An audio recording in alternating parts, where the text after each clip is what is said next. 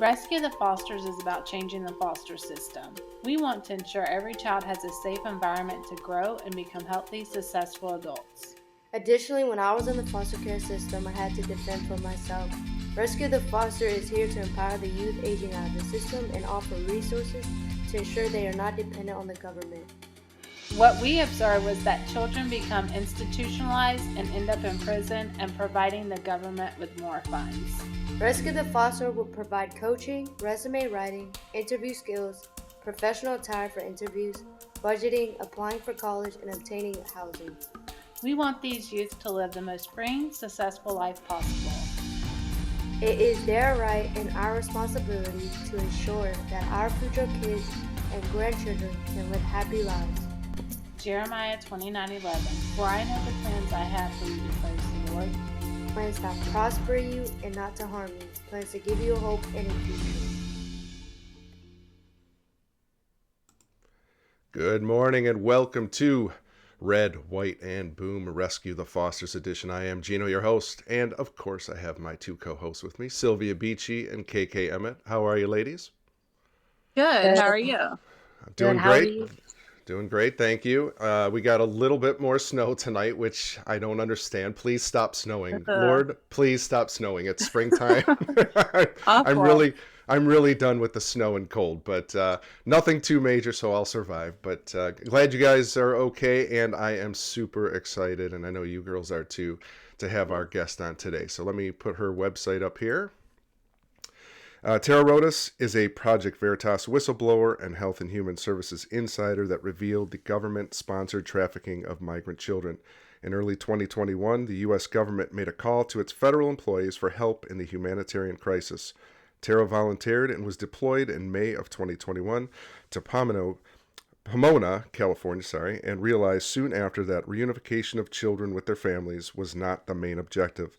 Tara Rodas is here to tell the truth regarding the trafficking of migrant children. Tara Rodas, welcome to Rescue the Fosters. How are you, Tara? I'm great. Thank you so much, Gino, Sylvia, and KK for having me on. It's very humbling. I consider it a great privilege to be here with you to expose government-sponsored, taxpayer-funded child trafficking. Well, we're thrilled to have you here. We've been, listening to your story since the Project Veritas whistleblowing episode, and I watched them again last night just to kind of refresh my memory. And just amazing the courage that you've exhibited by going ahead and, a lot of whistleblowers never come out of the shadows, but you and Aaron Stevenson, who we just had on a few days ago, have been brave enough and bold enough to come out and stand up for what the truth is about what is actually happening at our southern border, and not only at the southern border, but also in foster care and CPS corruption. So we are just thrilled to have you here. Thank you so much for joining us. And we're just going to let you take the floor, and I guess we can just start at the beginning. You were working in the Inspector General's office at HHS. Is that correct? Well, actually, so first, it's important I give a disclaimer. So I'm here not talking on behalf of my agency. So I actually work for the Council of the Inspectors General on Integrity and Efficiency. So it's an organization that's a consortium of all of the offices of Inspectors General. So, but I'm not speaking on behalf of my agency. I'm speaking on behalf of what I saw when I volunteered and was deployed with HHS. So I actually was a detailee, meaning my agency loaned me to this program, and I volunteered. Some people may know that at the beginning of 2021, the administration made a call that went out to all federal employees. And they said, look, we need help with the humanitarian crisis at the border. And they knew that there was a crisis at the border then when they made the call in 2021. So anyway, I find it interesting that there's no crisis now, but there was a crisis then. They made a call to the entire federal workforce because they needed people immediately to help. And so I volunteered, and there was a process. Obviously, your agency had to agree to loan you for this project. And so I deployed along with a lot of fabulous other federal employees to go help. And we all believed that we were helping place children with their family members. I believed that this program was a family reunification program. And I learned very quickly that that was not the case. Not the case. It must have been Yeah. horrifying to find out that that wasn't the case. I mean, you're going down there with a big heart, volunteering your time, thinking you're doing good for humanity, and then you get down there and you find out I'm pretty much powerless here. Like I have no say in anything. I mean, that had to be horrifying. I'm not sure I'll ever have the words to quite describe the levels of grief that I felt. I mean, there were days I felt like my molecules are really going to fly apart because who wants to see this or know this is really going on? And it has been a horrifying experience. And as a federal employee with 20 years of service, and I actually was a contractor to the federal government prior with the Department of Justice, Office of Justice Programs. So I was a federal contractor before becoming a federal employee. So really, I've had more like 25 years worth of service to the federal government, believing that what we're doing really makes a difference for people's lives. And to realize that I was on the wrong side of this fight was horrifying. That's all I can say. Yeah, I felt like my molecules were going to fly apart on multiple occasions. I thought, how am I ever going to get through this? But God sustains us in whatever he brings us to. And so Sure. I give thanks to God for helping keep me together, Amen. helping me identify what was going on, report what was going on, and have the courage to continue to speak the truth. If we speak the truth, that's all we can do. And that's what I did. I don't feel like it was all that courageous because I kept telling people, I said, remember, the day I get walked off this site, it's going to be because of trafficking. And that's exactly what happened. So I was a little bit prepared. I'm still stunned that they took that level of action against a volunteer, but that's what happened. Right. So is it your contention that the department knew what they were sending you volunteers into? I mean, did they know the crisis was at this level, and did they know what they were? I mean, do you think this is intentional, I guess is what I'm trying to say? Or, I mean, I get, that's the part that's really confusing for me. It seems like, a department named Health and Human Services would be interested in helping human beings with those type of services. Unfortunately, that's not what happened. So Yes. is it intentional? Well, so here's what I can say. If we look at the facts.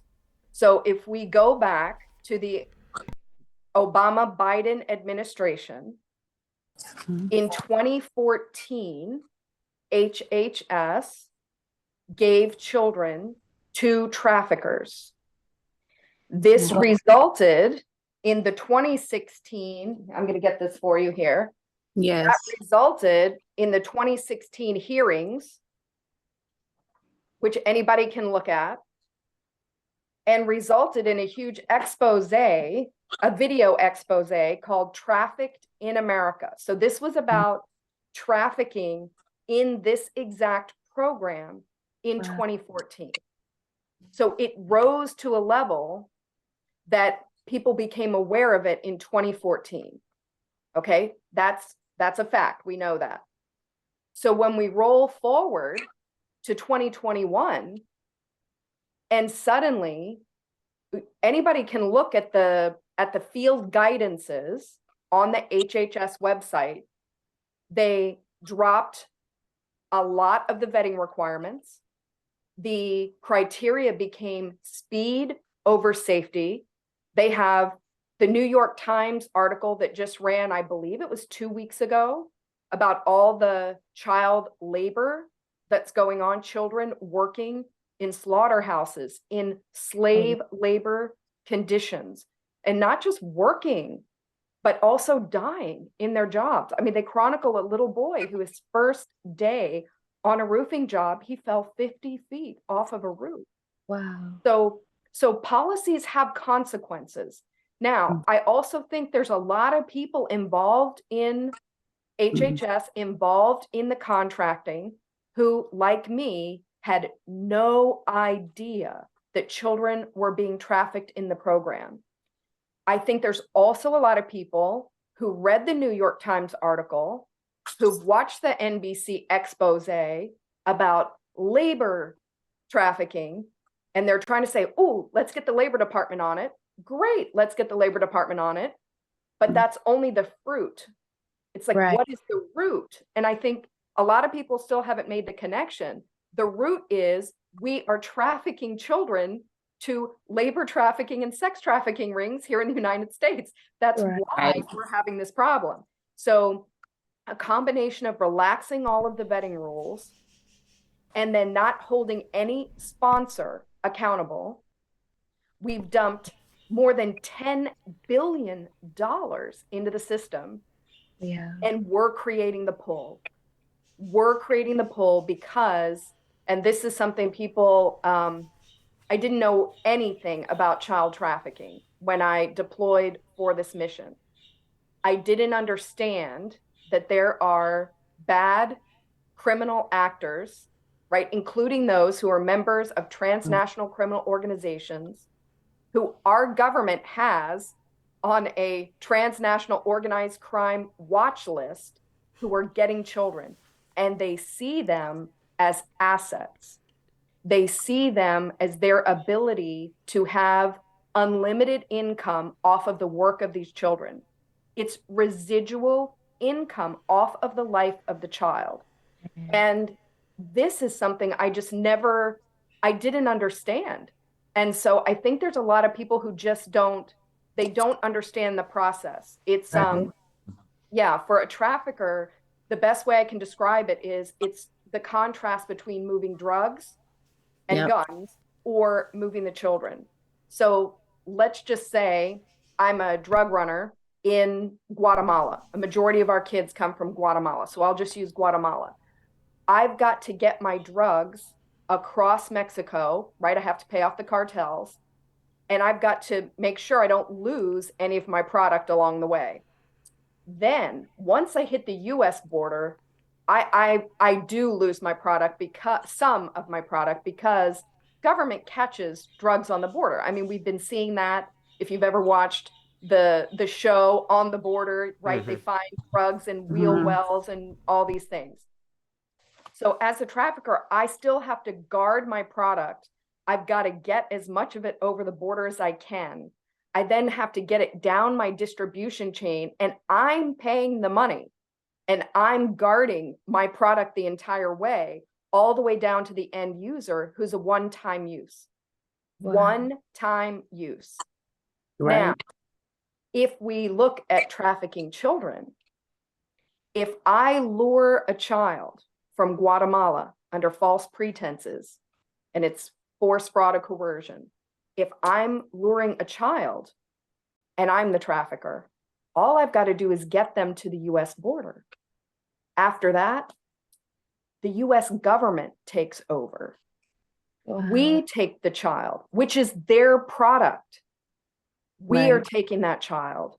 Then, we're caring for the child, and then we're flying the child on federal dollars. That's why you heard about all these midnight flights, kids being distributed all around the country with federal dollars directly into the hands of criminals and traffickers who are exploiting them for labor, for sex, and other unspeakable things.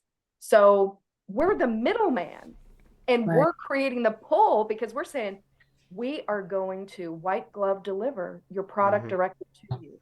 So they have moved operations up here into the United States. There's high-level criminal actors. Certain agencies know about it.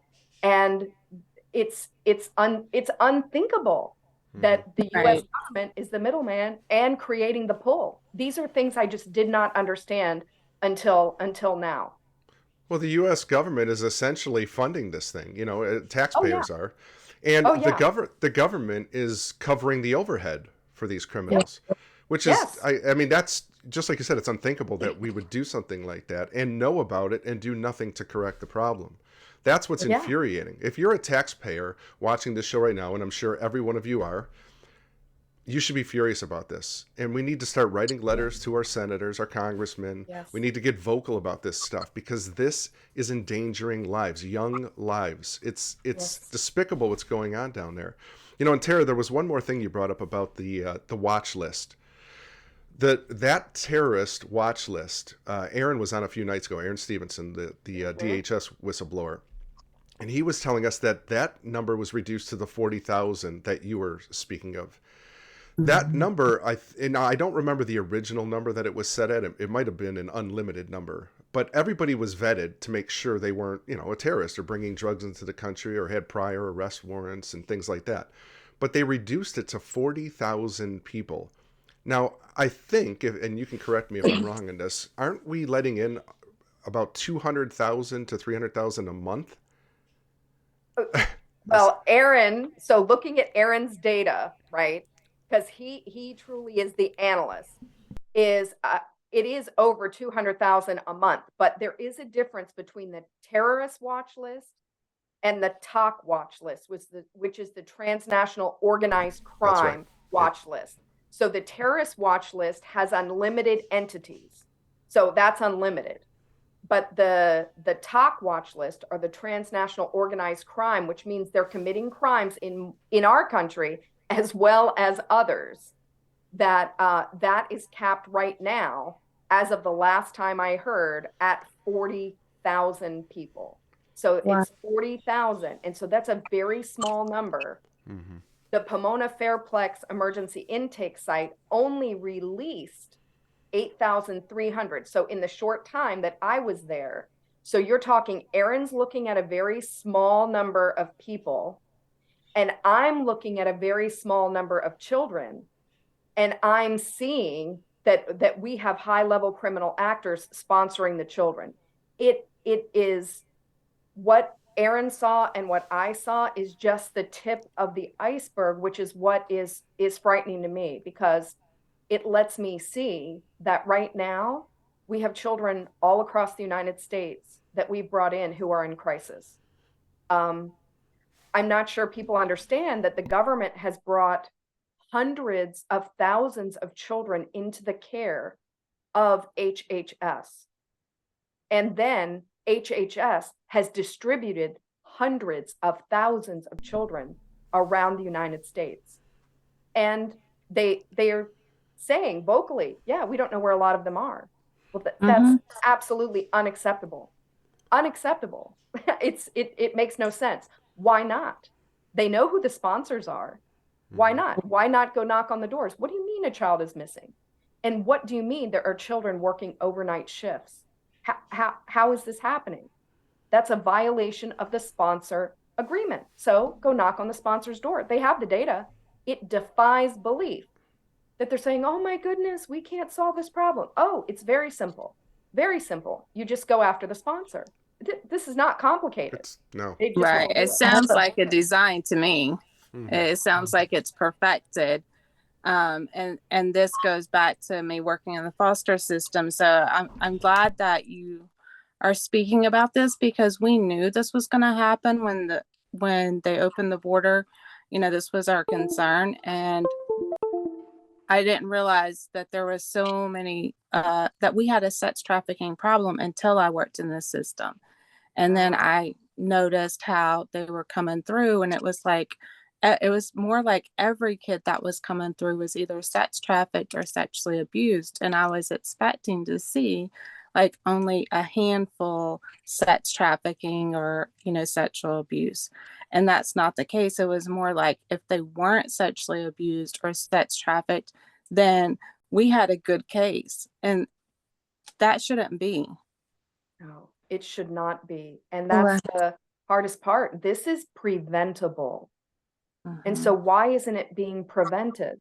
That's what I just don't understand. And we're spending money, and it's clear and obvious, okay? The trafficking has been going on in the system since the Obama-Biden administration. They've known, they've been well aware. It's been very well documented, right? Right. Republicans and Democrats together put together this these reports from 2016, the Democrats and the Republicans working together, because this is not a political issue. Right. This is a humanitarian issue. These are children. These are children. I've looked into their faces. I've heard them screaming for their parents.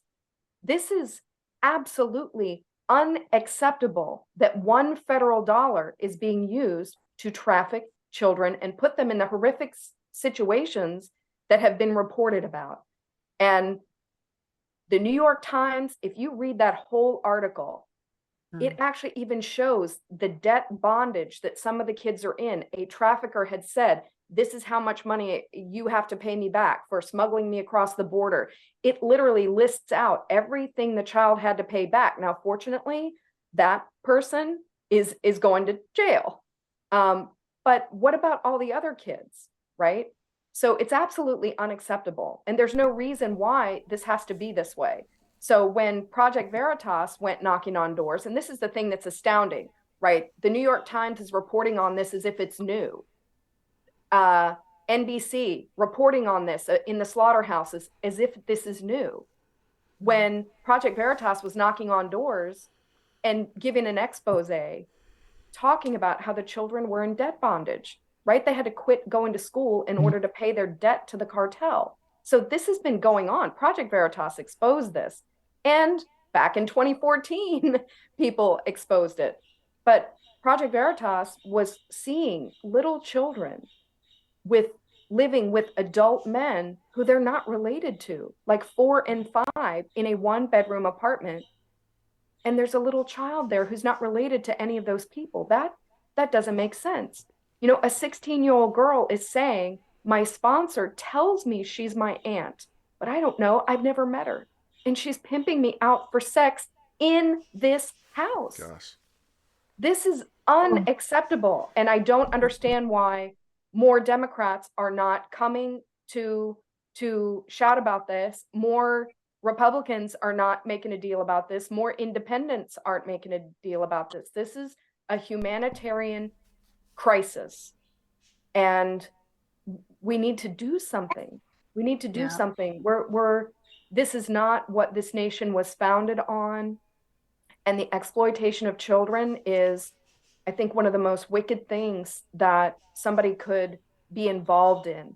And our government cannot be involved in this. Right. Go ahead, KK. Something that I wanted to really bring to the light is I've noticed, like, on applications, like when you fill out job applications, it will have a question that says, do you need a sponsor? So that really just, like, when I was listening to Aaron's, when he was on our show on the other day, at the end of it, that's what really came to my mind. And I was like, there's a reason why they asked that question. So it just brought me back to, like, what you're talking about, how they're sponsors. I don't know. I feel like that relates. There's like it's a puzzle. Good connection. Yeah, there are connections. And another thing I find very interesting, one more connection, is that Secretary Mayorkas went to the border to announce the new application, the new app for your phone, CBP1, that they're going to be using for humanitarian parole. And this is for adults. And the criteria for being a sponsor of an adult who wants humanitarian parole is, number one, you have to be either a US citizen or a green card holder. And I'm thinking, well, why isn't that the case for children? Because over 90% of the sponsors of unaccompanied children have no status. They have no legal presence. Okay, so I thought, that's weird. Why do they have that requirement for an adult? And yet for kids, it's a free-for-all. Number two, a sponsor of an adult has to prove that they have financial means to care for the adult that they're going to be sponsoring. And I thought to myself, wow, wonder why that's not the case for children. Why is it that a sponsor of a child doesn't need to prove that they have the financial resources to care for the child? Makes no sense at all. Makes no sense. Number 3, a sponsor of an adult in this humanitarian parole needs to prove that they are not a criminal. Oh, What? wow. Imagine that. That Why is is crazy. that not the case with a child? It makes no sense whatsoever. No one can Upside down. explain this to me. Sorry. Makes no They sense. they must You know, lie on the paperwork and Well, it oh stuff. sounds yeah. deliberate. Yeah, it is deliberate. You know, Tara, we have state-sponsored mainstream media, as you know, and the propaganda is at an all-time high. So it's not surprising all of a sudden they're jumping on the story because they're trying to get ahead of it because they know this is going to blow up in their face eventually. Nothing's going to stop what's coming for these people. I'm telling you right now. The Lord, this is the Lord's day. Justice is coming. His righteousness will rule again. But these people are going to pay a severe price. The mainstream media is complicit in human trafficking. They remember AOC when she went supposedly down there and she was at the fence and she was crying and weeping over these children in cages, and it turned out she wasn't even at the facility. Where is AOC? Why isn't AOC down at the border right now, out with a huge outcry with all of her other peers saying, what's going on? We have to end this tragedy. All of a sudden they disappear.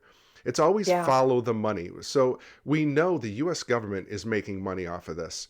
Can I connect the dots perfectly yet? No, but I know there's no way the U.S. government would sanction this if they weren't getting a cut of the pie. So we know they're complicit in it also. And here's the other thing. How come our 50 governors don't stand up and in each individual state send out the National Guard and say, round up these children, go get them today? We could, just like you said, Tara, this could end in a moment. It does not. This is not rocket science. You could send the National Guard in with the state police, and you could take care of the problem in a day or two, and round up all these so-called sponsors. That's another thing. Why are we calling them sponsors? Sponsors. As long as I've lived, I have sponsors on this show. I love my sponsors. I'm sure these children don't love their sponsors. Most of them. If they're trafficking them, pimping them out, using them for child labor, these are sick people. Yeah. And I mean, I get so angry about this. This is the one thing in my Christian walk, Tara, that I've really went to the Lord and said, Lord, you really need to calm me down inside about this, because it is an outrage that this is going on in this country right now. Do you think that the National Guard could play a role in this if governors would just stand up? I think any law enforcement could play a role in this. So find it interesting that during this whole thing as well, right, we have a defund the police movement, which are going to be the people who are going to rescue these children. So let's create this crisis and then defund the organization. I say defund HHS. That's this program, this one program.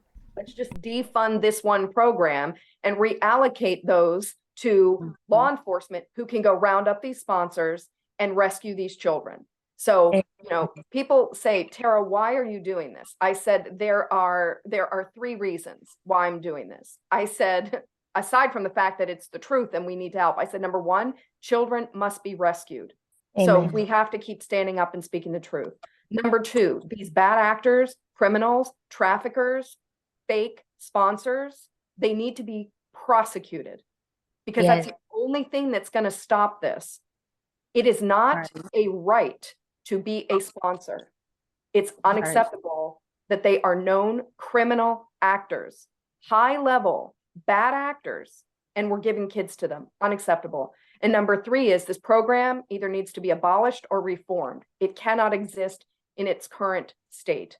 That should be obvious to anyone who read the New York Times article, who's watched the NBC exposés, who watched Project Veritas knock on doors and talk to children who said, I'm being sex trafficked and I'm being labor trafficked. I mean, I don't understand why this is a difficult problem to solve. It's not. Hey, Tara, can I ask you something? On the sponsors, is that program, is it through the government or is it through a nonprofit? The sponsors, it's just through HHS. It's just through HHS.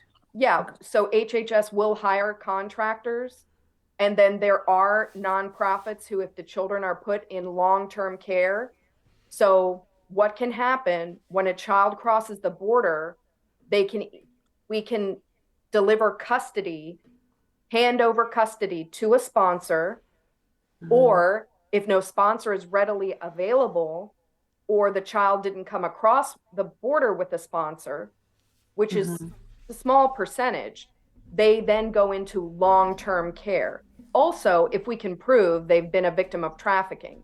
So once we discovered that trafficking was going on, and then all of us are going through all the stages of grief, right? Trying to hold our molecules together and trying to learn, okay, well, how do we report this so that these children can get the legal relief they need and that they don't go to traffickers? So it's a whole big process. So what did that process look like? Because when I worked in the system, it was like I was retaliated every time I spoke up and like presented, hey, this is not right, this is what I'm seeing. Like, did you see retaliation when you would say stuff like that? Well, so when we first started reporting that there was trafficking, I believed that they were listening to us, because remember the first case that we reported in June. So I wasn't even working in case management 3 weeks when we discovered the first case of what we called suspicious sponsor activity. And I didn't know it was trafficking. No idea. None of us knew at this point. All we had were crying children in front of us and stories that didn't match, right? So the case managers, so picture this, it's a huge ballroom. So we're on the Pomona Fairplex, which is a huge facility, and they've got a huge ballroom, and we have over 200 case managers plus our federal team in this huge ballroom. It's lined with rows of tables, and on one side of the table, the case manager is sitting, and then on the other side, the children would come in to meet with their case manager.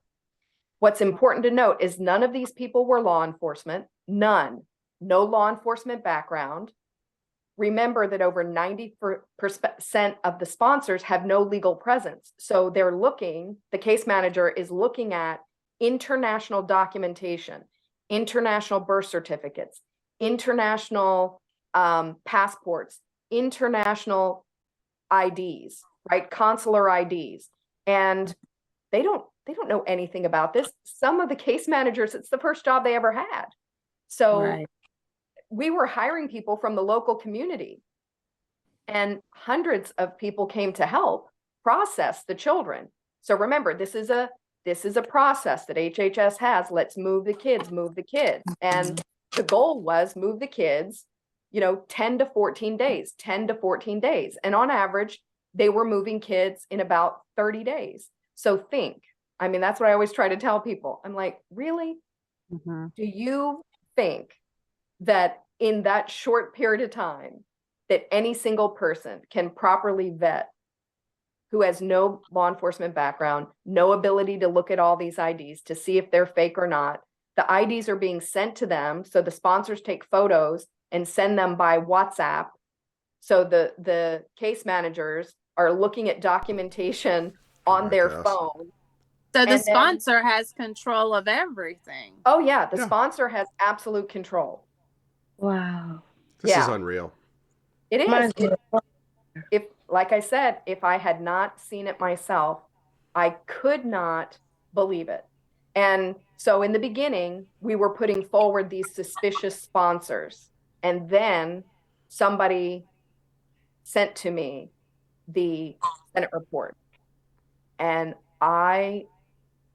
at first, I didn't even want to believe what I was reading, because I thought, wait a minute. If this is true, then they know. Right. And that is what really, I think, it became a serious crisis of conscience for me, because I'm like, wait a second.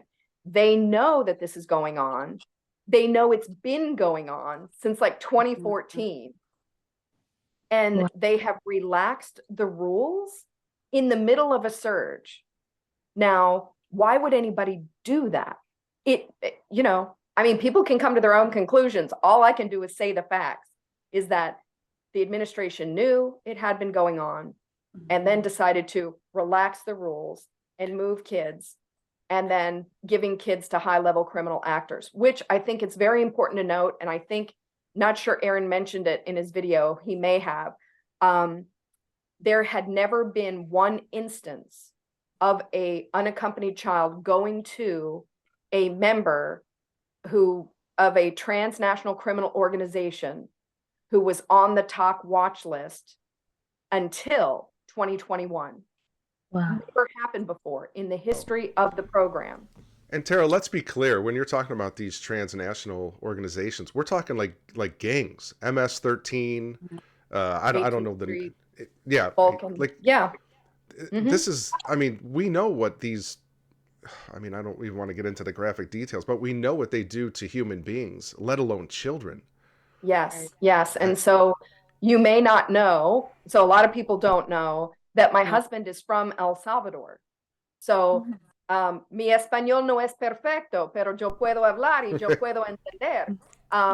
I speak fluent Spanish. That's part of the reason why I volunteered for this mission, right? I volunteered because I wanted to be able to help the kids. I've been to Guatemala, Mexico, El Salvador many times. Wow. And so when I thought about all these little kids who I've seen, as I've traveled, I thought, wow, what a great way to be able to give back. These are just children, right? These are God's children. These are image bearers of the King, and we should treat them with honor and respect. And that's what I thought I was going to do. So to learn that they were being trafficked was horrific. And so my husband, being from El Salvador, he knows a lot about criminals who were involved in gangs in El Salvador. And so we cried a lot of tears once we really figured out that this was by design, because it could be stopped at any moment, right? After they discovered the first case, after Aaron came forward with his information, somebody should have sounded the alarm and said, pause right now. Right. All of this needs to stop. We need to figure out what's happening.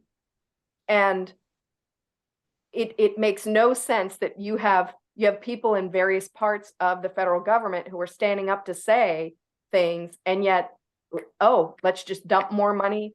HHS has asked for even more money for next fiscal year. I think they went $7 billion for a year. And you've got to say, wait a minute, that makes no sense whatsoever. So I do have to tell you, when I first started at the group home, it was Elts Aidmore Group Home. It was a base, meaning it was kids that didn't have a lot of problems, but the group of girls that were there was a sibling group, and they were from Guatemala, and they had made that trek over through the border, and they had told us all these stories about it. So right off the bat, my first right into working in the group home was a group of children that had made that trek, and the journey over. People are living in this bubble that they think, they're just trying to get away from their country, and we need to open our doors, and we need to just give them this, a chance. Yes, we want kids to have a chance, but we do not want to give them to the hands of people like M16 or gang members who have no respect for life whatsoever and treat them like they are a product. They are not treated like a human being. And just working with sex trafficking victims was one thing that I really had struggled with, because like you said, people don't understand it until you're in it. It is so difficult. The first time I remember having to talk a kid, from trying to hang herself. It's like your negotiating skills come in and you don't even know what you're capable of. Yeah. But in the moment, you are just doing it. And then afterwards, you're like, what the hell just happened? Yes. And that is what people do not understand what the system is. These kids live in turmoil every day. And all they want to do is just kill themselves. They don't want to live with these people. They don't want to be treated like this. And it's crazy because the government is making money off of these kids, because it is these nonprofits that they place them in and that they get funds for. And they are getting, and if you start looking at the nonprofits, start looking at the board. If you are on here and you notice a nonprofit, look at the board of members. Who is on that board? You will start to find in these placement homes, these groups homes, these foster care agencies, these adoption agencies, you're going to start finding that there are sheriffs sitting on there. There are judges sitting on there. There are senators. I found one, Gina, you remember that one where I found it was the sheriff, it was the judge, it was senators, it was, and it was all together. Yep. So what they're doing is they're putting the kids back into the place, and they are getting that money, and we are funding it. Yeah. And, you bring up a really good point, Sylvia, about the journey. If all we did was stop the abuse that happens to the children on the journey, that would be worth shutting the system down for. Right. By incentivizing and saying, send your child here. Okay. I've sat across from a case manager. Some days I felt more like a therapist, and she's like, Tara, how do I deal with what these kids are telling me? There was a 6-year-old little boy who had been sex trafficked in his home country, was given to a deviant who sexually abused the child all along the journey and pimped him out along the way. And then we get him here.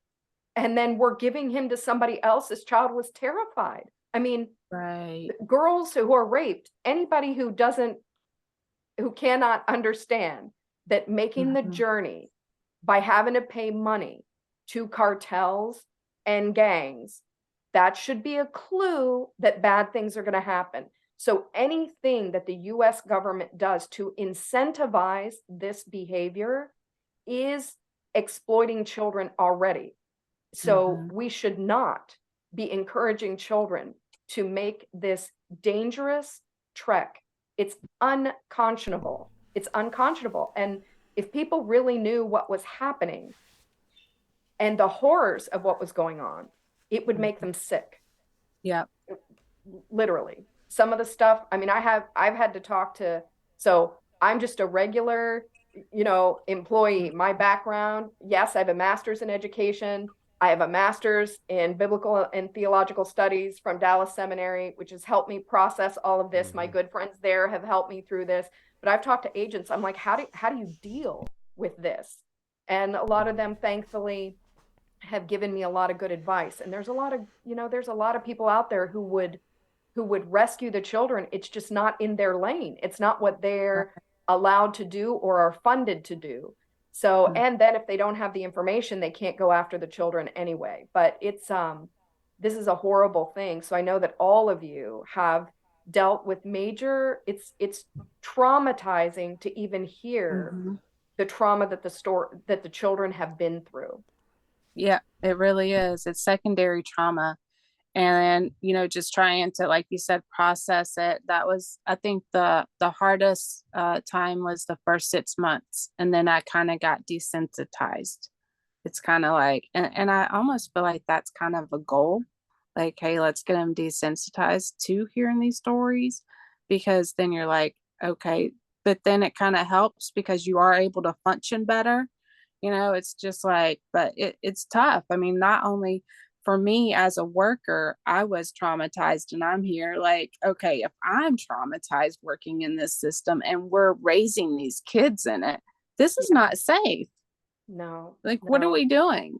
Yeah. Well, And I was going to say law officers have to go through training to decompartmentalize all of the trauma they see. And it's a very similar thing in this. Once you see it, you never unsee it. But you do have to be able to separate it so that you can go ahead and function and do what you're called to do. And I think that is the hardest part, because obviously children being our most vulnerable, that's a difficult thing to do. And especially if you're a parent, you have children, you can't imagine some of the stuff happening to your own children. And that's how since I've come into this movement, these amazing people that I've worked with, Sylvia and KK included, have just opened my eyes to the horrendous things that are going on in this world. And I can't close my eyes or turn my back to it. I feel drawn to it. And it is hard to get that out of your mind, because what they're doing to these children. And I can't imagine that kid's, I mean, imagine, you know, when you have a kid and they wake up having a nightmare in the middle of the night and you hug them and you hold them and you say, it's okay. Everything's fine. They don't even have that. And the nightmare just continues day after day after day. These poor kids are so traumatized. I don't know how you get them back to square one without God. I mean, God's the only answer to this whole problem. But God requires men to do brave things and righteous things. And this is the hour. I really believe this is the hour. The girls and I have talked about this many times in our show. I believe God has called all of us for this time in history. We are going to change it. It's going to stop on our watch. And that's the one thing that just gives me hope inside, is that I know God is behind us. And if God is for us, who can be against us? And I know, you know, Tara, being a Dallas seminary theologian, that's amazing. I need to have I need to have you on my other show to discuss all your biblical knowledge. Well, that's the only thing that kept me sane, because if Sure. I had not had friends to lean on and a solid foundation. So I was literally in classes. I had to take a leave of absence from Dallas Seminary in order to do this deployment. But I had friends, right, praying for me, sending me care packages, you know, sending me that's scriptures. awesome. And that's what helped me. And I remember one day calling a person who I trust a lot. She has become such a dear friend. And I said, I need to talk to you. I only have off Saturday. So, you know, I went 3 weeks without a day off. It's a 24/7 operation, right? So it's not like we really get much time off. I was working minimum 6 days a week, 12, 14, 16-hour days. There were a couple of times all I did was go home, brush my teeth, change my clothes. When I say home, I'm talking about walking across a parking lot to a hotel room, change my clothes and come back, you know, for some of the serious trafficking cases that I was working on. And I called her and I said, you know what, I'm going to have some time on Saturday. I said, can I call you? Can we talk? Because, and I need to warn you in advance, you're not going to hear the chipper Tara that you're used to hearing. I have some stuff that I have to unload, or I'm going to be crushed under the weight of this horror. So, you know, I had good friends and agents also, you know, who were like, once you see it, you can't unsee it, but you just keep documenting the cases, keep documenting, keep putting the information forward, and knowing that's all you're called to do right now. You're called to speak the truth. That's all you can do. And you're doing your job. You can't, God's ruling and reigning the universe. He's giving you this little part in this story, and just do your part. And so that's what I've tried to keep focused on, is that I'm going to just play my part and talk to whoever will listen. Yes. Right. Well, we're so thankful. And can you kind of explain, because people don't understand that when you do intake, it takes a long time. Like whenever I would do an intake, it would take the least amount of time. For us, it was like an hour. Like, is this like a long process where you're trying to bring those kids in, and then you're having to, like, the intake process? How long does that normally take? Well, so when children first come to us, so custody is handed over to HHS from CBP, Customs and Border Protection. So when the children turn themselves in at the border to CBP, CBP takes custody, and then they transfer custody to us. So then they transfer the child, and they're either flown or bused to get to our facilities. Most of the time they were, you know, in a bus coming to us. So when they get off the bus, they go through what's called intake through medical, and they would check them. A lot of the children, and this is another horrible thing, they're in such bad shape by the time they get to us. They have medical problems. They're full of lice. I mean, they have to be deloused. It's all I mean, by the time the children get to us, they're in really bad shape, which is, again, there's no reason for a child to make this journey. And the fact that we're incentivizing it is horrible. The children are petrified. Remember, this is in the height of COVID-19. So it's early on in 2021. And so I remember one night, just 2 children got off a bus, and they were met with all, like, I know there were more than 10 of the medical staff in full gowns, face shields. These children were screaming in terror, screaming. I reported, I said, look, I understand they need their medical checks, but remember, these are two little children. Mhm. I said, and they're surrounded by the alien looking people, all covered, you know, converging on them and touching their person. I said, this is traumatic.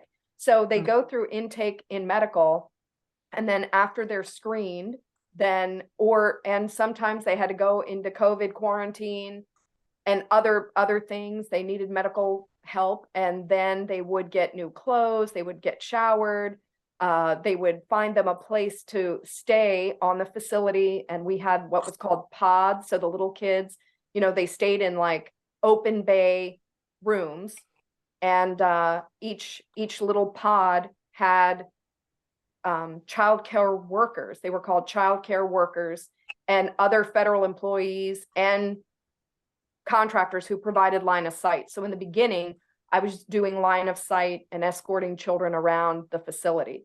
So after they get all settled in, then they're brought over to case management, which is where I ultimately ended up working, for their processing, where the case manager would start talking to the child, interviewing the child, and then talking to home country, and then also talking to the sponsor here.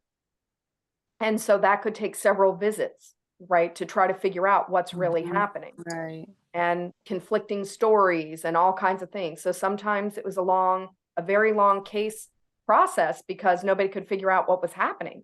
It's, Right. you know, fraud. Obviously, there was lots of fraud in the system. So that's how the process ran. And then let's just say that the case, there's no major problems that arise. Then the child, after being processed by the case manager puts in their recommendation, like, what do I think? Should this child go to this sponsor who's been identified, or has this child been a victim of trafficking? Do we need to put them into long-term care? So the case manager writes their recommendation.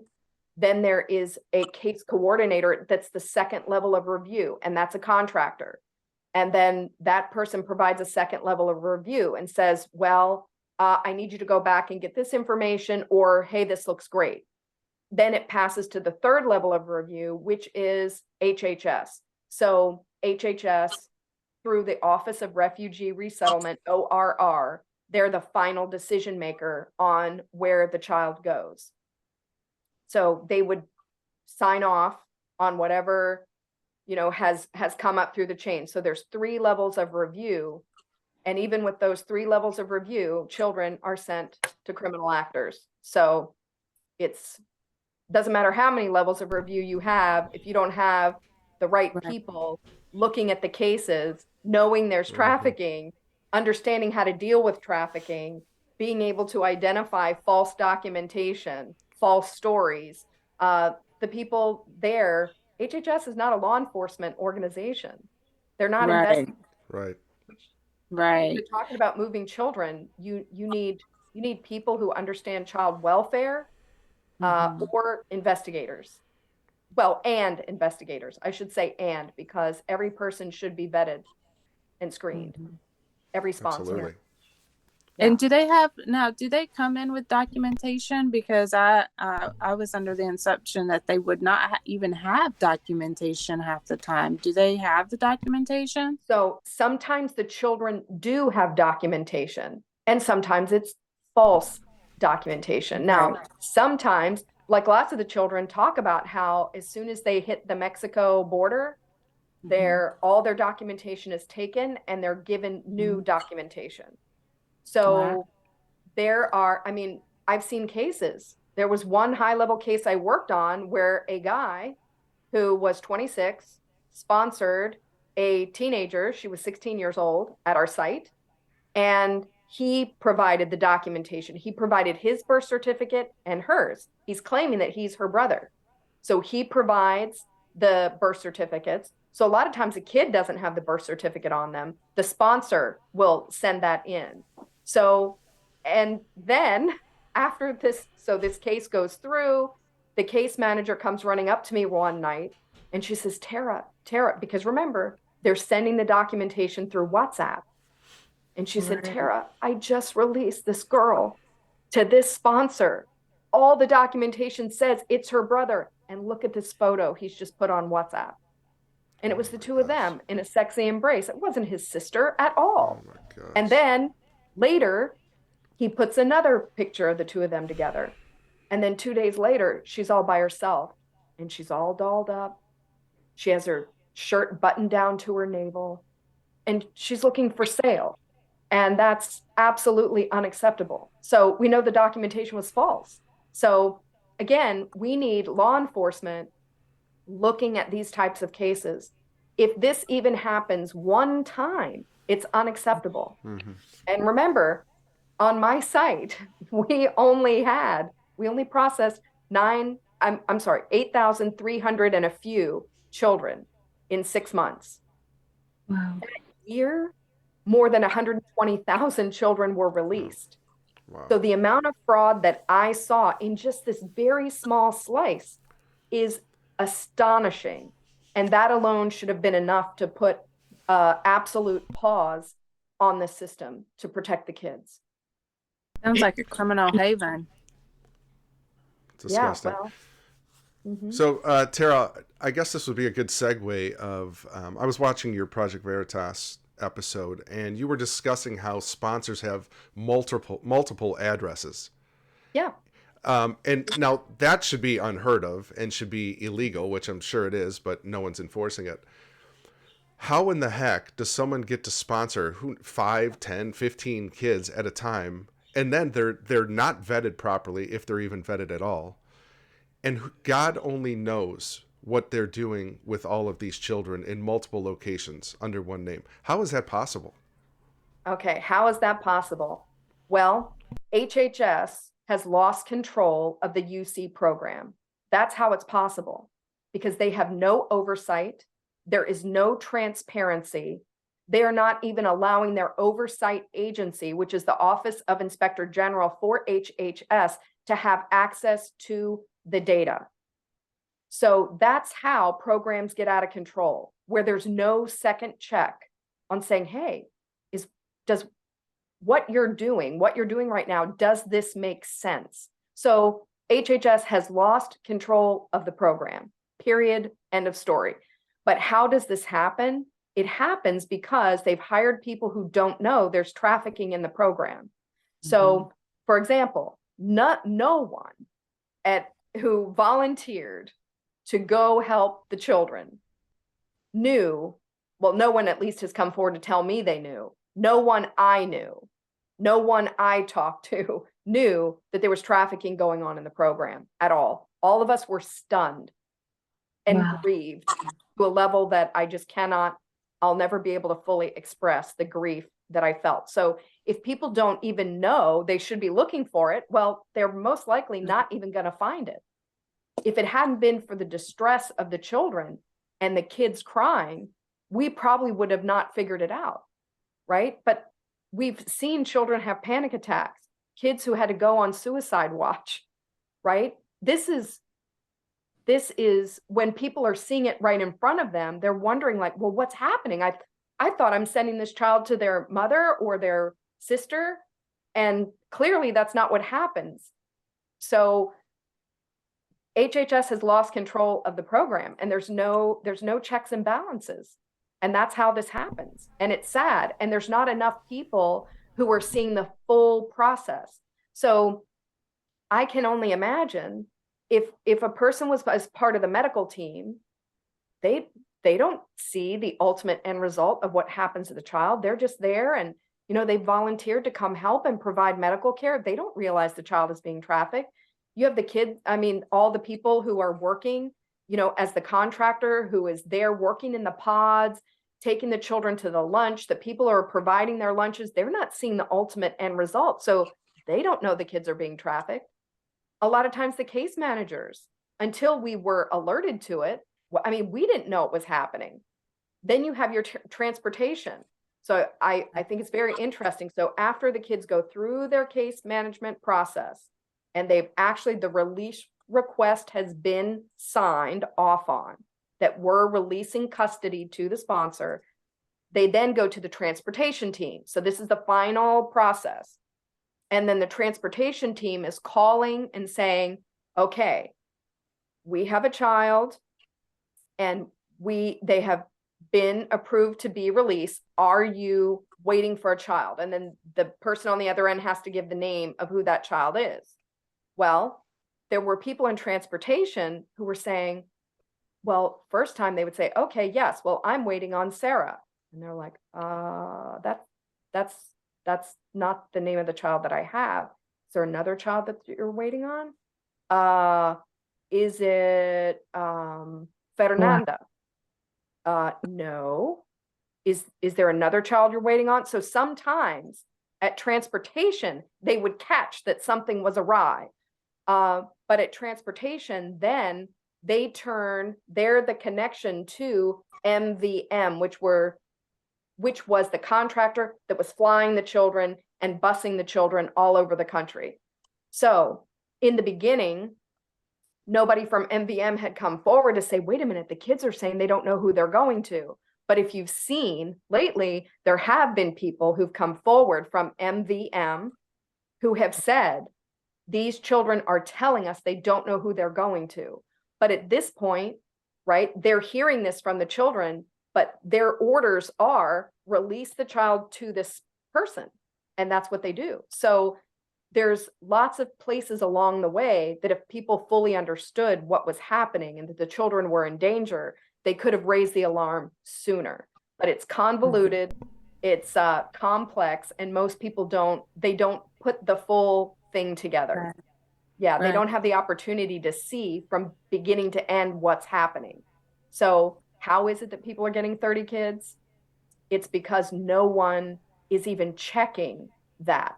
So, and I know that's true, and I have evidence that that's true, because one day I got called down to the command center by the federal field specialist. He said, Tara, you've been catching all of this stuff, you and your team. And he turned his computer around to me, and it was a Teams call, and he had all these people, but they didn't have their photos up. And they were just asking me questions and saying, show me how you find this. So I was showing them. I'm like, well, these are some of the investigative techniques we looked at. These are some of the red flags we see. Like, for example, Gino, to your point, why is it that this person has sponsored multiple children? Why is it that this address has multiple children going to it? Why are there multiple adults in one address all sponsoring multiple kids? What's up with that? Why do we have unaccompanied children who, after they've aged out, meaning after they've turned 18, that they're now sponsoring children? So it's like one gets one, gets one. Why is it that there are 40 children in an apartment building in Austin? Why is it? And then if you look at the block where there's 4 apartments on the block, why do we have over 109 children that have been released there? What's up with that?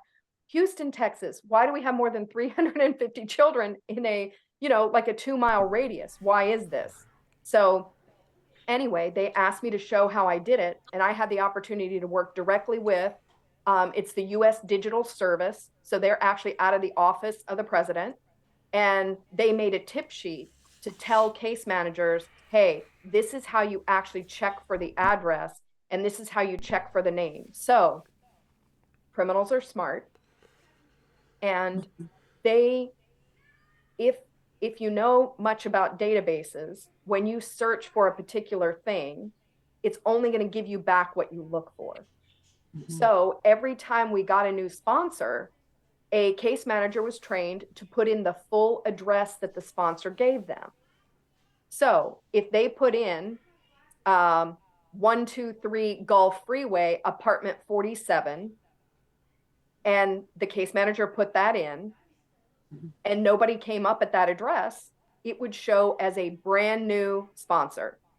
Now, what they didn't know is that if they put in 123 Gulf Freeway and didn't put in an apartment, then it would pull up everything that had 123 Gulf Freeway. Wow. Right. So, and I walked case managers through this. I'd say, pull open your database right now, pull open the portal, I said, and type in this full address. And they do that. I'm like, how many hits? We called it hits, meaning how many returns did you get on that address? They'd be like, 1. I said, okay, great. I said, now I want you to put in 123 Gulf Freeway. How many hits do you get? And you hear the gasps around the room. I got 47. I said, okay, Wow. now just put in 123 Gulf. And then they had over 300 hits on the address because, see, criminals are smart. They would put in 123 Gulf Freeway, 123 Gulf Drive, 123 Gulf Road, 123 Gulf Parkway. And all of those come up. If somebody puts those all in separately, they're not going to see all the hits on the address. So that was one way they did fraud. The other way they did fraud was by using different combinations of their name. So most Latinos, my husband included, have 4 names.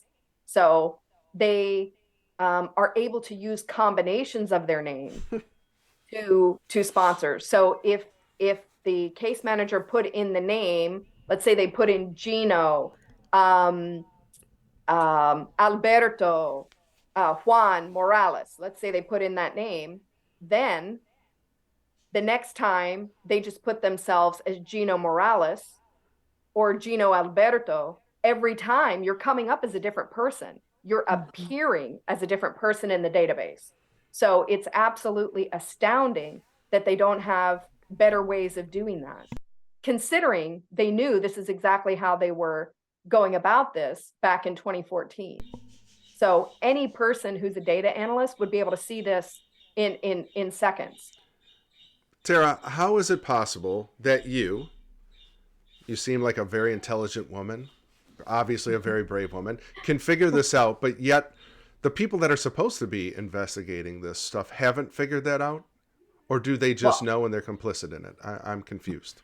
Yeah, they know and they're not doing anything. They know and they're not standing up for the kids. They know. So in the case of Austin, Texas, for example, we had found, and HHS Office of Trafficking in Persons agreed that these 4 children were victims of trafficking. Okay. And I can go back and explain that story if you would like me to, because it is very interesting that we have evidence. But then later, so we've already identified this as a possible trafficking address that law enforcement is looking at. And then not too long later, a case manager comes running up to me and is like, Tara, we're sending another child to that address in Austin. I'm like, what are you talking about? I'm like, surely that can't be true. That doesn't make any sense. And this is when I realized how bad it was. So I grab my stuff, I go running down to the command center, and the federal field specialist wasn't there, but my supervisor, who was an attorney, I thought, wow, gosh, I'm so glad she's here because she's going to understand. So I said, hey, I said, just need to alert you to this case in Austin. I said, I've always been told that you should always tell your superiors that I work for you, of course, but I need to make you aware that this is an address we already have under investigation. Are you sure? Because we don't want to end up on the front page of the Washington Post, or, in this case, we're in LA, the front page of the LA Times. And I just need to let you know that we're sending another child to the same address. And with stone cold face, she said to me, Tara, we only get sued if we keep kids in care too long. We don't get sued by traffickers. Are you clear? We don't get sued by traffickers. So that told me right then all I needed to know. They're well aware. They have their legal position, which, yeah, probably true. HHS probably does not get sued by traffickers for not sending them enough kids.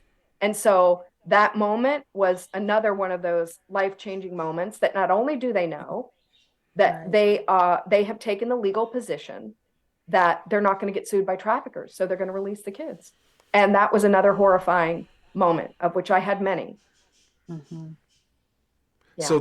So obviously this is something that's preached amongst all the attorneys that are working with HHS, probably DHS. And by the way, if I had to guess, I'm just being cynical here, this is probably systemic throughout many agencies in our government that are supposedly protecting our homeland, protecting its citizens, and even people that are supposed to be coming across the border, they're supposed to be protecting them.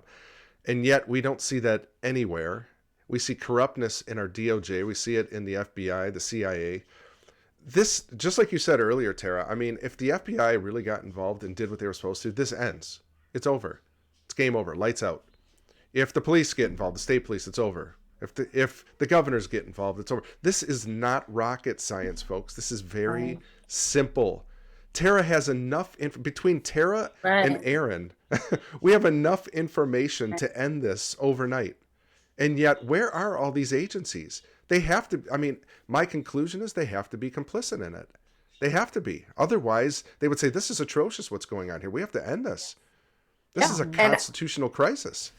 Yes. And I reached out to the New York Times. I reached out to MSNBC and I said, hey, we're here. We want to talk to you. I said, you're missing the whole crux of the problem, which is the root of the problem is HHS is releasing children to traffickers and criminals and members of transnational criminal organizations. But no one obviously has wanted to talk to us about that.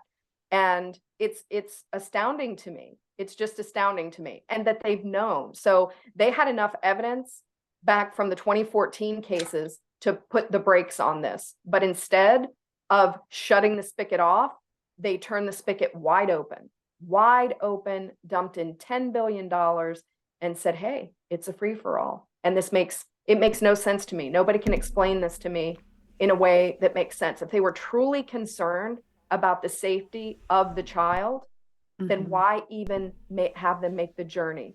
You have someone on the ground in Guatemala who's vetting them there and sending them to a sponsor here in the United States who is a true family member, not fake documentation, documentation directly from the government of Guatemala, where they can look at the IDs, where they have people there to say, okay, they can do a background check on the sponsor. Is this sponsor, do they have a criminal record?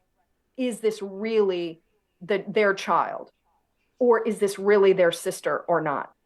The children don't have to make this journey, but that's a whole nother deal. The fact is this needs to be shut down. They've known for a long time this has been going on. If they wanted to do something, they could. And once Aaron came forward in August, so remember, I've turned in all these suspected trafficking cases, and known trafficking cases because children have gotten their letter from Office of Trafficking in Persons that after they reviewed the case information, they deem these children victims. And so they put them in long-term care. So I know that there's trafficking going on, proven beyond a shadow of a doubt. And that's when Aaron's story dropped. And I thought, okay, I'm seriously, I have heard it all. If the United States government is knowingly putting children into the hands of violent gang members and people on the TOC watch list, I'm like, if we're really doing that, this is a whole nother level. So I distributed Aaron's video around the site. So, I mean, you just have to picture this. So I know trafficking is happening. I'm sitting on the site in Pomona, California, seeing these sweet little faces come in. And then I see Aaron's video that they're going to transnational criminal organizations. Again, this was another moment where I thought, okay, my molecules are going to fly apart. So I'm like, okay, what can I do? And the only thing I can do is speak the truth, which is what I did. I start circulating the video around. And I said, look, if you have anything suspicious, please come to me or one of the federal team. I said, because we were doing quality assurance of the cases, we were looking at anything that we thought was trafficking. So the case managers who identified trafficking were coming to us and we were helping them work through their cases and report the cases correctly to Office of Trafficking in Persons. So when this happened, it was less than 2 weeks after I started circulating Aaron's video that we found the first case. And one of the case managers, she came up to me and she said, Tara, this is very weird, but this sponsor I'm talking to, who she happened to be female, she keeps talking about gangs. And I said, okay, tell me more. And this was actually a more experienced person. She was a subcontractor. She had worked in child welfare before. So she actually could see the red flags. Once we start saying, okay, if you see this, if you see this, or you see this, now that you know how to look at the database, please come talk to us. And so then we help them, tie up the cases with a red bow to prove what needed to be proved that it was trafficking, because smuggling is one thing. Smuggling is the transport. All smuggling is not trafficking. Trafficking, you have to be able to prove force, fraud, or coercion, meaning that children were lured here under false pretenses, and that the result of that is, right, they're being sex trafficked, they're being labor trafficked, they're going to be in debt bondage, right? Meaning they have to pay back all these debts that they're never going to be able to pay back. So we were, training the case managers on how to do that. So this case manager said, this is very suspicious. And then we discovered that this sponsor was trying to sponsor 2 children simultaneously. So she was trying to sponsor one from our site in Pomona, California, and then one from the Fort Bliss emergency intake site in Texas. And they were both young children, teens. And the more that we learned, the more I kept reporting on this particular case, the worse things ended up being for me. So from the time I reported that case to the subsequent, hey, here's another update, here's another update, here's another update. For example, hey, these kids, they came across in a group of 24.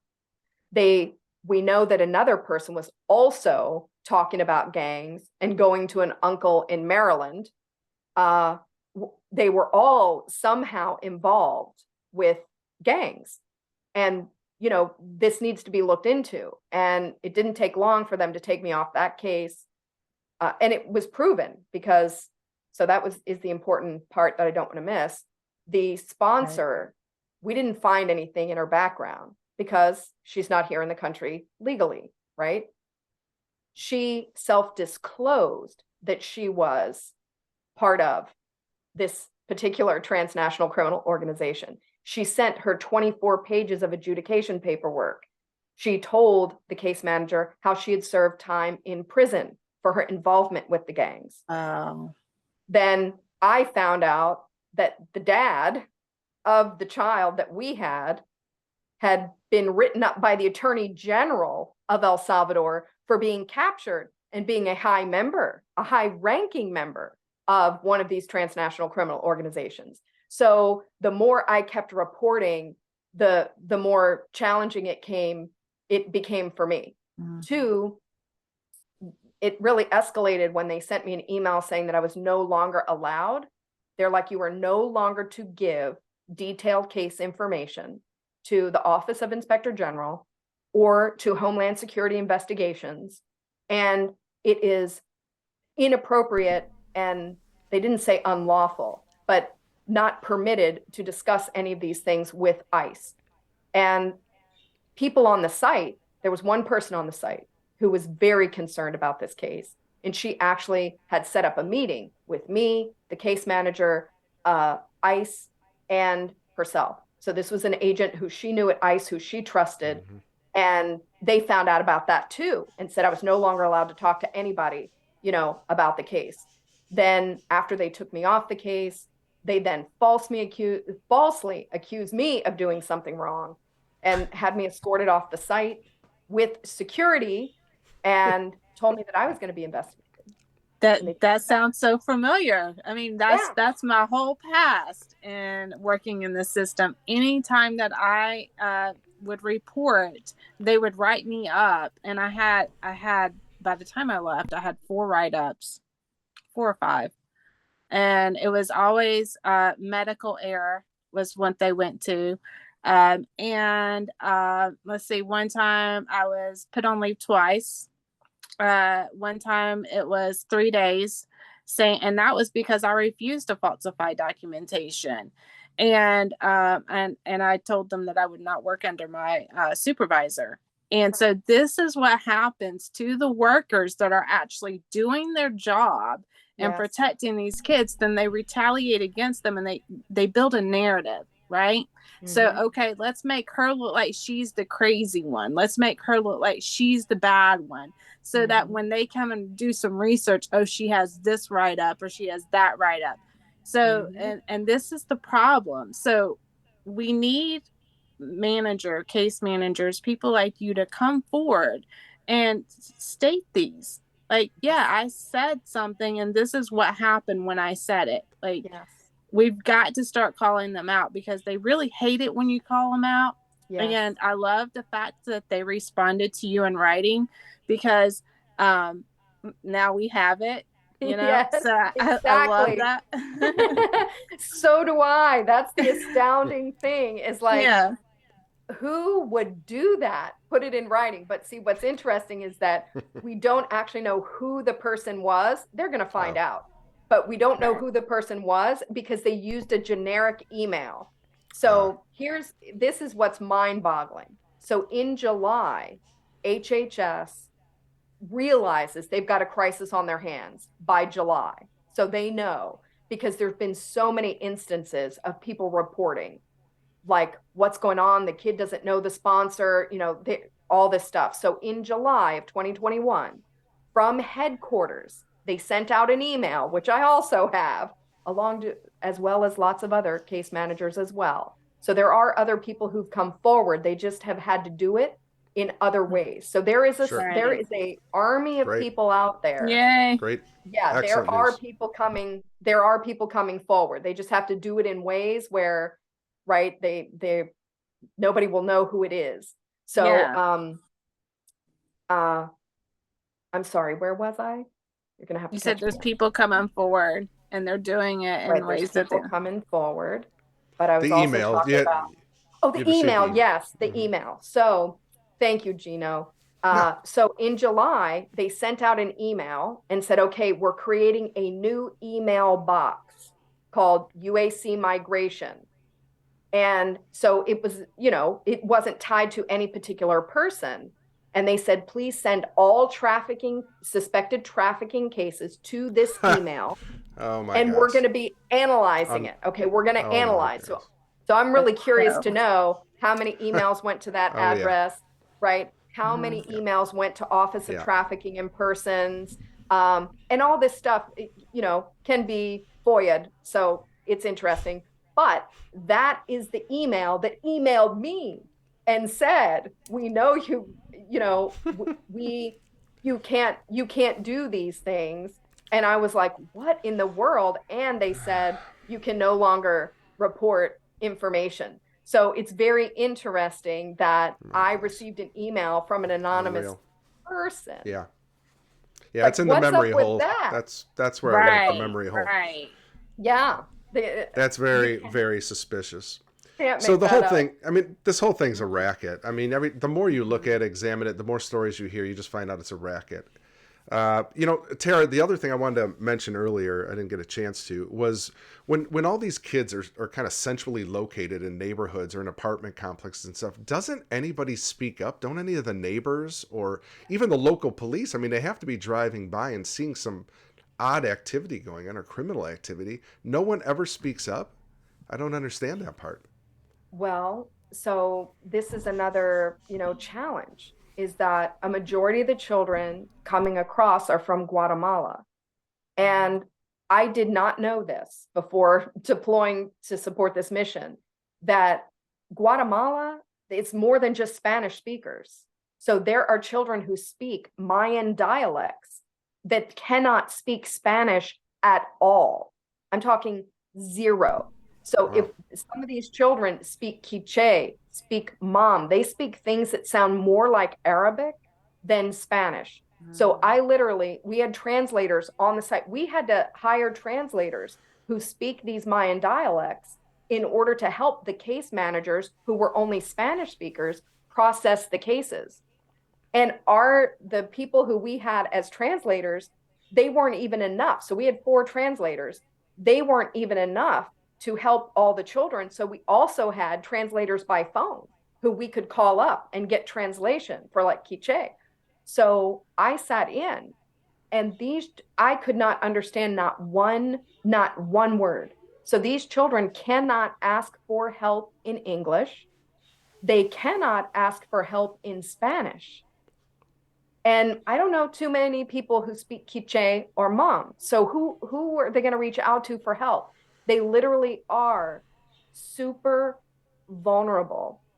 And it's a shame. And CPS has been called. I mean, I've seen reports where CPS has been called to some of these hot spots, and they'll find out there's just mattresses on the floor, hardly any clothes, hardly any food, and it just doesn't make sense that we're putting children into these situations. If somebody thinks that this is the American dream, they need to re-examine. Okay, this is not helping these children. What kind of a life are we offering them? And this is what's really, to me, it's been a huge eye opener, because like I said, I thought I was helping the children. I thought this was family reunification. I thought this was going to be like really a high point of my life, that I could look back on my life and say, wow, I really did something to help these children. And to realize I was on the wrong side was, and still is, it's a shock. It's a shock. I'm still recovering. So I'm with you on that. That was the whole reason I went into foster, was because I wanted to, I enjoyed working with the kids. I thought I was doing something great. I thought I could make a difference. And then it was just like a battle on that. But that's why you and I are both here, right? That's why we're here, to speak up. And I know there are other workers out there that know what is going on, and they're afraid to come forward. Yes. Maybe it is difficult to come forward. It is difficult to put your name out there. I put my name out there, and you have too. And I did it just so that people would know that they can contact me, that they can speak up. But we've got to start fighting for these kids. Yes, and people do need to know that one voice can make a difference. And if people want to come forward, I mean, I've talked to people, and of course they see what happens. I mean, just recent examples. You have Kyle Seraphin of the Kyle Seraphin Show, right? Kyle, who's the FBI agent Kyle's great, who has been on, paid leave. Then you have unpaid leave. And then Aaron Stevenson, DHS, he's fired. Right now, Kyle can't even find work because they shut off his security clearance. So there are people who've come forward, and then they get retaliated against, to be made an example of. So these people are telling the truth about malfeasance they're seeing, fraud, waste, and abuse, and other things. And then they're the ones who get retaliated against. So when they walked me off the site, it was at noon, right around noontime. Of course it was. All my friends, all your peers, were like, Tara, we just could not believe it. They were like, you cannot know what it felt like for us once we knew they had retaliated against you. I mean, it creates a great chilling effect. Sure, it's essentially a perp walk, and you've done nothing wrong except tried to save children. Yeah. But anyway, I'm hoping that the great news is that I had evidence, and I was willing to share evidence with other law enforcement agencies, and news media outlets who went and knocked on the doors. So there's evidence, there's proof, and I'm really believing that in the end, if we continue to speak the truth, continue to shine a light on, sadly, what really is government-sponsored, taxpayer-funded child trafficking. I do believe in the end the truth is going to prevail. I do believe that. I believe that too. I believe that too. I do. I have one last question for you. These sponsors, they're getting paid, right? Well, not directly, no. But what they are getting is they're getting the children. So they're right, creating, they're right? creating an income through the labor, through the sex Absolutely. trafficking, through that. Yes, Yep. But I exactly. was thinking that, I didn't know if the sponsors were actually receiving funds for taking these kids in. No, at this point, they're not giving them funds. But what they Okay. are doing is they, of course, are paying the flights of the children directly to them. Right. So they are, that's a lot. If you, Right. as the New York Times even said, right, if you got 20 kids and you didn't have to pay the flight for those 20 kids, and once the child got to the Mexican border between Mexico and US, then you didn't have to pay any more fees for them. You didn't have to have somebody guard them all the way to your door. All you had to do was get them to the border, to CBP. Then they come into the care of the government. So they know that we are guarding what they consider to be their product or their asset. So yeah, part of the reason that they're making the run now to set up their networks now is they're business professionals. That's what they do. Right. And they are professional at what they do. And it's a Yeah. lot of evil. They're real professional at committing yeah. evil deeds Yeah.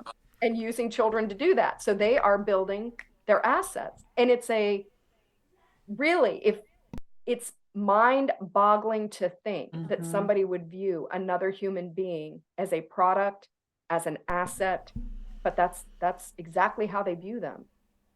It's The sick. Bible says their conscience has been seared. That's the only way to explain it. These are debased, and they've given themselves over to debased mind. One more thing, Tara. You had mentioned CPS, and this has always been in the back of my mind. If CPS is actually doing what they're supposed to be doing, Child Protective Services, why aren't they raiding these places and taking these children to safety? If that was really what they're about and what they're supposed to be doing in this country, why is that not happening? You said they've stepped in a couple times. They saw empty mattresses, empty apartments, things like that. But this should be at the top of CPS's list right now. And I've heard nothing.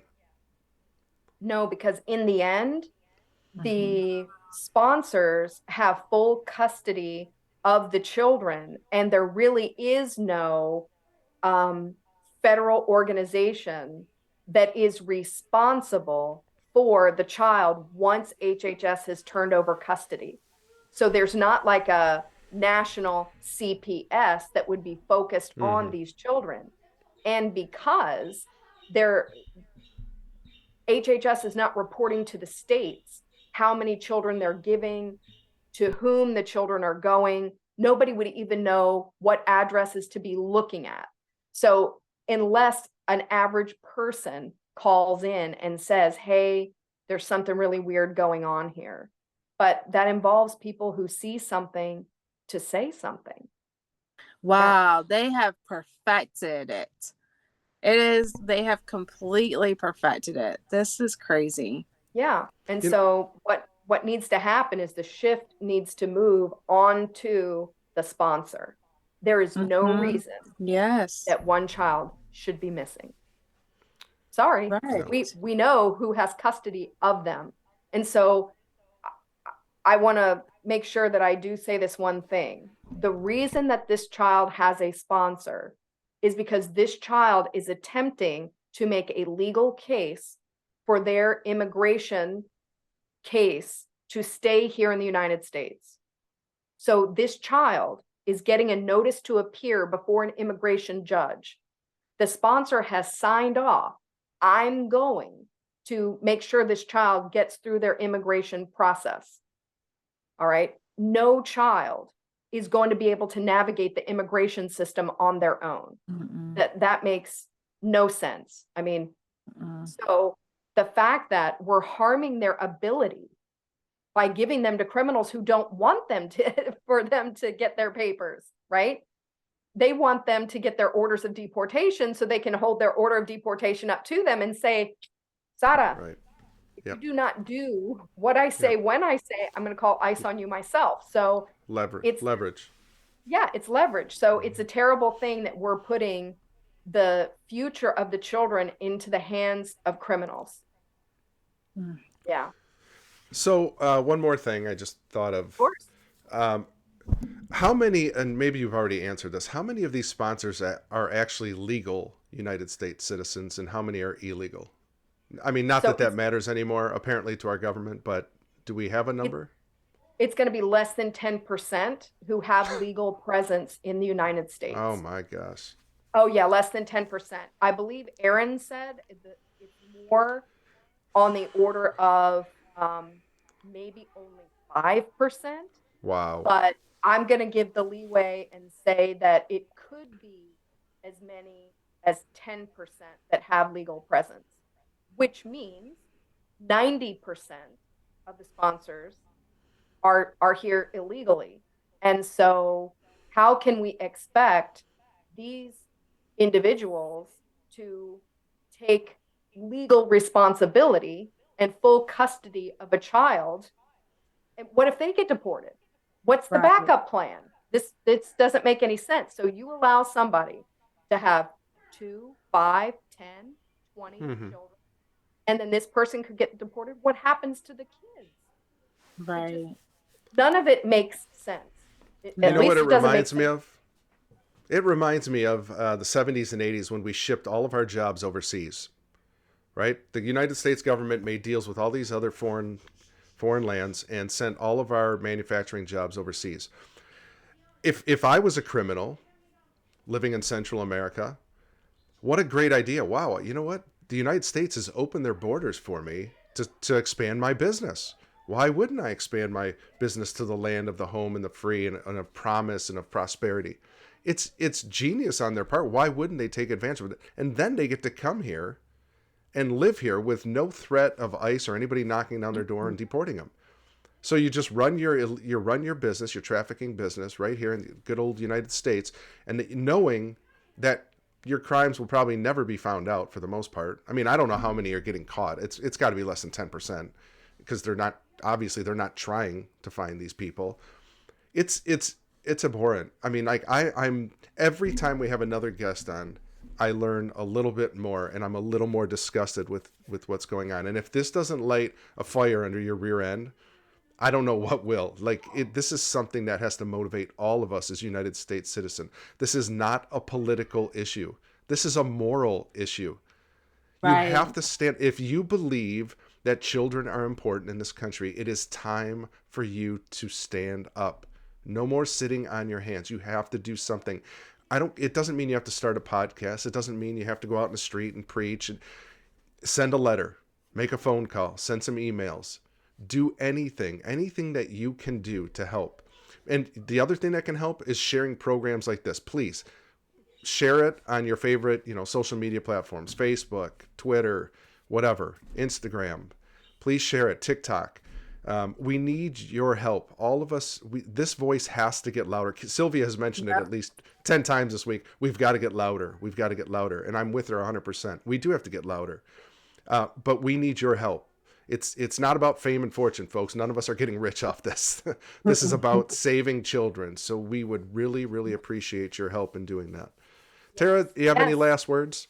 Yeah, I would say, this is a lot to take in if somebody is hearing this for the first time. And it probably seems unbelievable because I can assure you, I went through multiple stages of this really cannot be happening, but it really is happening, right? And sometimes it's very hard to communicate, right? That, hey, we're witnessing government-sponsored, taxpayer-funded child trafficking, and it's complex. So I would encourage people just to watch Trafficked in America. Yeah. Right? Watch Trafficked in America, and you'll see exactly how the scheme runs. You'll see lawyers talk about it. You'll hear congressmen talk about it.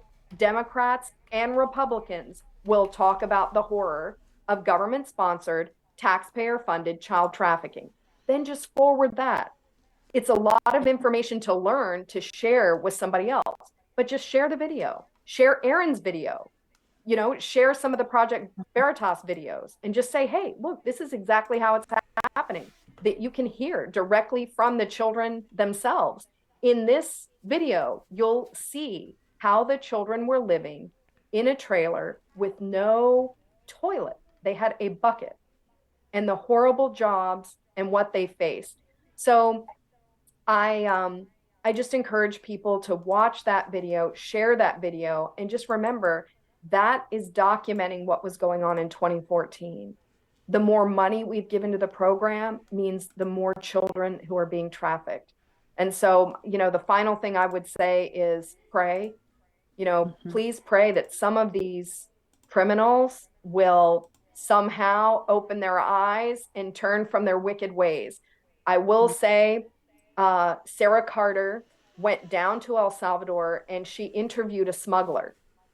And I found it so strange that this smuggler was starting to feel, kind of bad about what the final outcome of some of the children were. A little bit of remorse.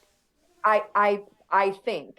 So I think if we can begin to pray that this will be exposed, that people's hearts will turn from harming these children, that's going to do a lot in this fight. And I would also say, pray for these great people, Gino, Sylvia, KK, for their mission, what they're doing of shining the light of truth in this darkness. I mean, I told people, I said, I think this is the closest to darkness I've ever been. I remember walking onto that site being like, Isaiah 41:10. I just had to remember God said, I will help you. I will strengthen you. I will uphold you with my righteous right hand. And so whatever he calls us to, he gives us the strength to do. And so I thank you all so very much. It's an honor and a privilege for me to be able to share this story with people, because I know it will make a difference. It will make a difference. So thank you all for being brave and doing something. Thank you. Thank you. Thank you so much, Tara. I'm going to put your website back up. This is Tara's website. Please go and visit it. It's tararodas.com. That's TARARODAS.com. Tara, is there any other social media that I can add to the description in our videos? Twitter, TikTok? Just Twitter. Yeah, because those are in my personal capacity. They're not, it's not the opinion of the federal government. It's not the opinion of my agency. It's my opinion in my personal capacity. So yes, feel free to follow me, send me a DM. I'll send you more information if you want it. People send me questions all the time. I try to get back to them as soon as I can. So that's where you can find me. Awesome. And any upcoming events that you'd like to put out there for everybody to hear? Yes. So I'm doing a free speech event next week, which I will advertise. Sarah Westall, who has been involved in trafficking for years. She started a free speech organization because she's seeing how, it's the First Amendment is being abridged, which means whistleblowers are not even able to come forward to tell their truth without being retaliated against. So I'll be doing that next week, and I'll make sure to put that on Twitter.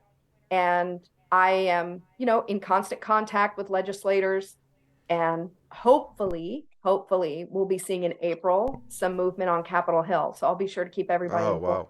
Absolutely. That's looking forward to that. Yeah. Thank you so much. Tara, what a pleasure. Thank you so much for all the information and your bravery and courage, because we need lots more people like Tara in this movement, and we are just so proud of you and thankful that you spent some time with us today. Guys, we love you so much. Be blessed. Have a great weekend. I am on tonight 11 o'clock with my friend Michael, Christian Patriot Network, on The Blender. That's always a fun show. We expose a lot of progressive Christianity and wokeness and things in the church, and have a lot of great discussions. So that's tonight at 11 o'clock p.m. Eastern Standard Time, right here on Foxhole and on Rumble. Thank you guys again. Ladies, another great guest. Good job, Sylvia and KK, getting Tara on. And we just thank you so much again. And Tara, if you can hang on for just a couple minutes, I'm going to go ahead and play the outro, and then we'll just discuss a couple things off air. So I'll go ahead and guys, thank you so much. Have a great day. Take care.